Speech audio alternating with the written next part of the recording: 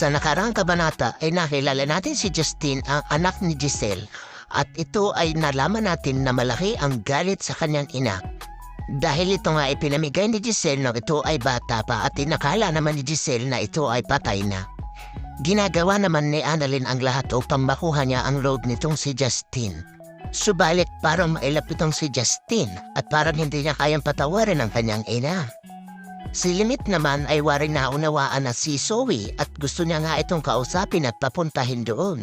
Alang-alang sa Pasko daw ay kalimutan na lang ang lahat ng mga nangyari at ito ay narinig lahat ni Carlos.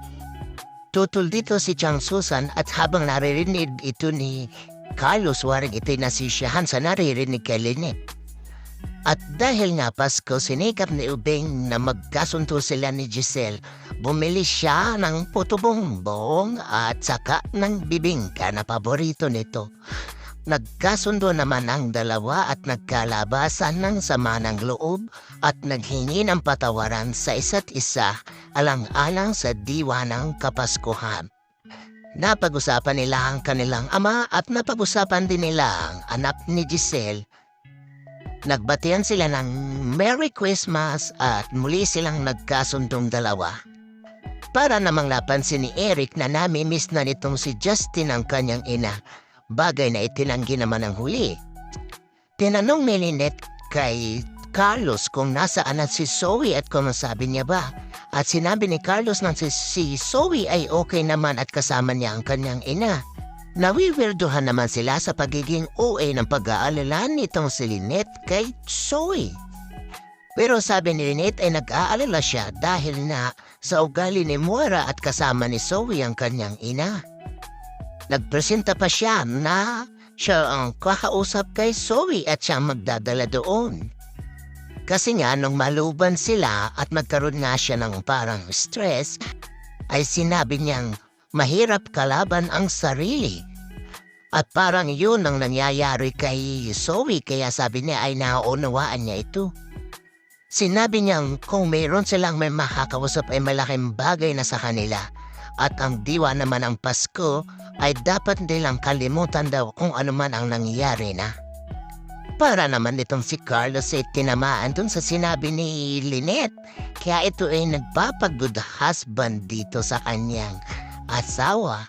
Siya pa ang naghanda ng almusal nito. Nagiging sweet siya kay Lynette. Meron pa itong pa-breakfast on bed. Social ka, Lynette. Ikaw na talaga. Pakiramdam ni Lynette ay safe na safe siya sa bahay nila ni Annalyn. Kasi nga nagkaroon siya ng phobia mula nung nakawan sila. Parang nakaramdam siya ng kapanatagan sa sarili niyang bahay. Nagpasalamat naman itong si Carlos dahil sa ginawa niya para kay Zoe o sa pagkatanggol niya kay Zoe. At sinabi niyang nang dahil doon ay lalo siyang humanga dito kay Lynette. Ito naman si Dragon Moira. Excited na kasi nga babasahin na ang last will testament nitong si Don Pepe. Kaya pinipilit niya itong si Zoe na tumayo na pupunta na sila upang marinig na nila kung magkano o ano ang ipamamana kay Zoe. Subalit datapwat ayaw ni Zoe sumama. Siguro nga ay dahil nakokonsensya siya at alam naman niyang wala siyang karapatan sa kayamanan ng mga tanyag. At sinabi niya kay Moira na wala siyang pakialam sa mamanahin niya doon o kung meron man. Pero ang Moira, it's money matters talaga. Sinabi ni Zoe na para namang ang kapal ng mukha niya kung tatanggap siya ng pera sa... Kasi nga, may ginawa siyang kalukuhan, diba? Pero bago pa niya sabihin, ang susunod niyang sasabihin ay sinabi ni Moira na manahimik ka nga. Nakukonsensya kasi si Zoe pero pinaalaala ni Moira sa kanya na kung bakit at anong dahilan bakit nakumatos ang lulo niya at kung bakit siya naabsuelto sa kinasasangkutan nilang kaso. Maagang dumating sila RJ, Giselle at Annalyn sa opisina ng kanilang abogado o abogado ni Don Pepe. At nagtataka itong si Giselle at saka si RJ bakit ginawa ito ng kanyang ama at bakit napaagayata ang pagbabasa ng last will testament Kasunod lang dumating itong si Moira na nagsusolo dahil susunod lang na lang daw itong si Zoe. Pero gaya ng dati ay nagkainita na naman ang dalawa ni Giselle. Sabi ni Giselle, tingnan mo kung sino ang dapat at hindi dapat. Ito nga si Moira kasi hindi karapat-dapat, diba? Sinabi ni RJ kay Giselle na huwag ng patulan itong si Moira at sinabi niya kay Moira na tigil-tigilan na ang pang-aasar nito. Nasabi ni Lynette kung si Zoe ay iba ang nanay, maaaring mabait si Zoe. At masabi naman nitong si Carlos, paano kaya kung ikaw ang naging nanay niyan? Sabi ni Lynette, ano bang klaseng tanong yan? Halimbawa, ako yung tatay, sabi naman ni Carlos. Sabi ni Lynette, ay imposible yan. Subalit, sinabi niyang kung sakaling ang ganun, ito kasi si Zoe paiba-iba ng ugali at sabi niya ay kung magiging mabait lamang ito kay Annalyn, bakit nga hindi? Pero ang nagpakabog dito kay Carlos ay ang sinabi ni Lynette na magkakaroon sila ng problema kay Carlos dahil nga itong si Carlos ay hindi agad sinabi sa una pa lamang at sinikreto pa. Tapos sa dinami-dami ng babae, ito pang si Moira, siyun pa ang nanay, patay. Gulong malaki daw yun, sabi ni Lynette. Kaya tinanong niya itong si Carlos, ikaw ba gustong mag-ianak si Zoe? At dahil sa sinabi ni Lynette na yun, na malaking gulo, syempre tumanggi itong si Carlos, hindi daw. Dumating na din si Eric sa venue ng pagbabasahan ng Last Will Testament at tinanong agad ni Giselle kung kasama niya ba itong si Justin. Dumating si Justin at nagkaroon na naman ng bala itong si Moira upang asarin si Giselle.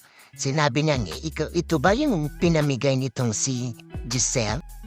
Siyempre dahil gahaman sa pera at magkakaroon ng kahati itong si Zoe sa inaakala niya na sabi niyang kung ito ba ikasali din ba sa pamamanahan ni Don Pepe. Kararating nga lang naman ni Justin ay magkakaroon siya ng mana at hindi nila kilala. Tapos andito pa itong si Annalyn na sinasabi niyang anak sa labas. Kapal na mukha mo, Myra, gusto mo pang pamanahan ng anak mo ay hindi naman niya katugo na mga tanya. Pinagsabihan ni RJ itong si Moira ng kadadaldan niya at sabi ni kung hindi ka titigil ay papalabasin kita ng building na ito. Nanahimik na rin ito habang hintay nila ang attorney. Eto na nga ang attorney dumarating. Natanong ni Giselle bakit parang ang aga yata ng pagbabasa ng Last Will and Testament. Subalit sinabi ng abogado na ito ang gusto ng kanilang ama. At dahil nga buhay pa si Don Pepe, tinanong ni RJ kung yun ba ay allowed sila na gawin yun. Sabi ng abogado, unusual nga iyon pero yun ay base lamang sa utos o instruction ni Don Pepe kaya niya ginawa yun. At may sulat na pinagawa si Don Pepe at ito ang babasahin ngayon itong si attorney kung ano-ano ang ipamamana at kung kani-kanino. Pinamanahan sila Giselle at RJ ng equal na mga ari-arian ni Don Pepe at meron pa rin silang tig 50% ng monetary assets. Nakatanggap din tong si Annalyn ng property plus 10 million pesos. Bagay na sobrang pag-react dito ni Moira dahil nga sabi niya may property pa, may pera pa. Anak sa labas lang yan eh. Subalit sinabi ng abogado na yun ang gusto ni Don Pepe. Kaya nabinggo siya kay Giselle. Ang sabi ni Giselle ay, it means, shut up, Moira. Nagpatuloy na sa pagbasa itong abogado at itong si Moira ay kabadong-kabado na. Gaya ni Annalyn, nakatanggap din ng property at tig 10 million pesos itong si Justin. Kaya mulaga itong si Moira at pagkampaga kasi wala na matitira kay Zoe. Bakit daw para lang itong kabitong sumulpot, bakit ito'y mayroon pang mana? Sabi ni AJ ay manahimik ka nga. Sinabi ng abogado na yun ang gusto ni Don Pepe. Pinoprotektahan lang daw niya ang kapakanan ni Zoe na parang sabi niya ay walang pakialam dito si RJ. Nang magtanong ito sa abogado kung ano ba ang manan talaga ni Zoe, sinabi sa kanya ng abogado na hindi na pinasasama ni Don Pepe si Zoe sa Last Will and Testament. Siyempre, shock ang Moira dahil sabi niya ay si Zoe lang talaga ang legal na apo kaya dapat ang pamana ay sa kanya lang. Tinanong ni RJ ang abogado kung totoo ba talagang walang mana itong si Zoe. Sinabi ni attorney na bago mawala itong si Don Pepe ay nagkausap sila by phone at sinabi niyang tanggalin ang pangalan nitong si Zoe sa last will and testament.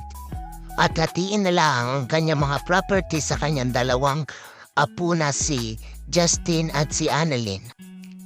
Pero dahil hindi pa napipirmahan Don Pepe ang mga papeles, ay nasa last will and testament pa rin ang pangalan nitong si Zoe.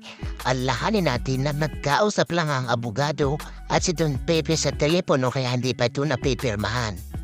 Magkakaroon lang ng epekto ito kapag napirmahan ito ni Don Pepe kaya standby lang muna tayo.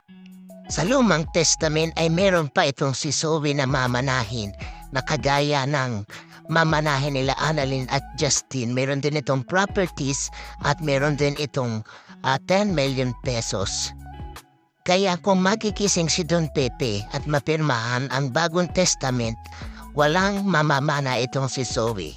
Nag-iisip itong si Giselle kasi nga kung aalisin niya sa walang mana itong si Zoe, kailangan ay mayroong talagang napakabigat na dahilan. Bakit ito inalis sa listahan ng magmamana?